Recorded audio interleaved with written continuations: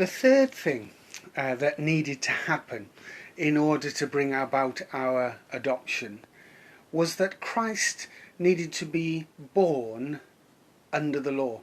That's what we read in Genesis chapter 4 and verse 4. We've already seen that the first thing was that the Father sent the Son, and then the second thing was that he became a human being. He was born of woman in order that he might be that true substitute for us. But then it says that he was born under the law. Now, if we were to go back at the end of Galatians chapter 3, we would find that as individual human beings, we too were under the law. In fact, we were kept captive by the law. The law is described there at the end of chapter 3 as a school teacher or a tutor. And we were under that teacher, we were under that tutor, if you like, the law, that was setting the standard and setting the expectation that we needed to meet if we were going to be pleasing to God. The trouble is, we couldn't meet that standard. We could never do the work, so to speak, to the standard required by the teacher. We could never pass the test, pass the exam, that 100% all the time that was required in order to meet the standard. And so we were, in a sense, in this forever detention, trying to meet the standard, but always failing. A hopeless situation.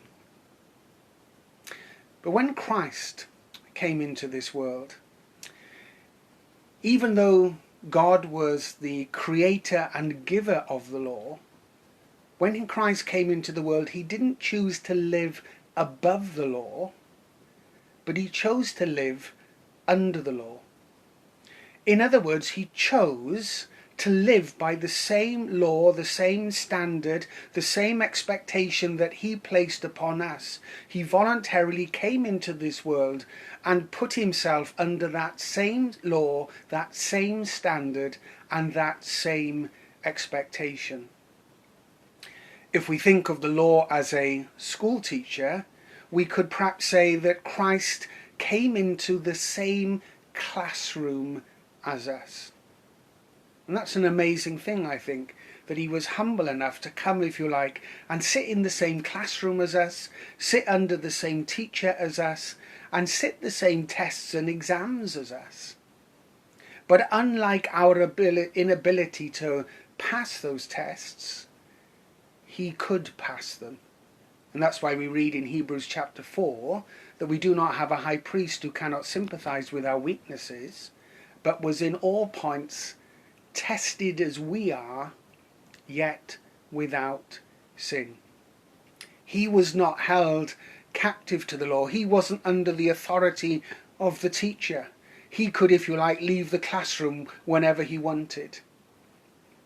I remember when I was in school, there were sometimes kids who used to mess around in the class and they would get detention at lunchtime. And you know, when the lunchtime bell went, I didn't give them a thought. They never even crossed my mind.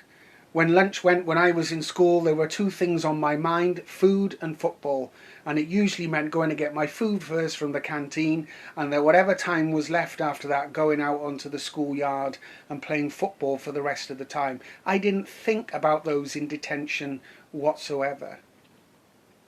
And yet Christ, even though he'd passed the test, he was free to leave, he wasn't under the authority of the law, he could go out of the classroom, so to speak, and do what he wanted and enjoy himself. What we find is that his heart and his compassion was for those who were still in the classroom, still trying this hopeless task of being able to somehow meet the requirement of the law, and yet could not.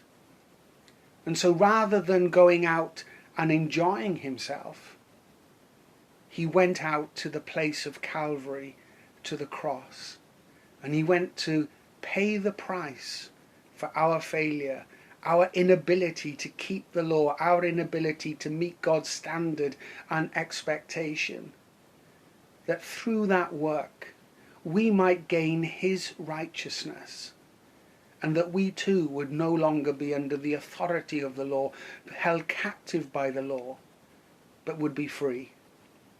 And so this is why Christ was born under the law.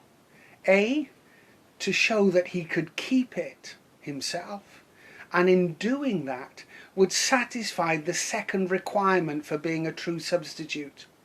Not just human being dying for human being, but being the perfect human being who would die for sinful human beings such as us. We have a humble Saviour who stepped into our world, who stepped into our classroom, sat the same test as us, and even though he passed, his heart and passion was for us failures.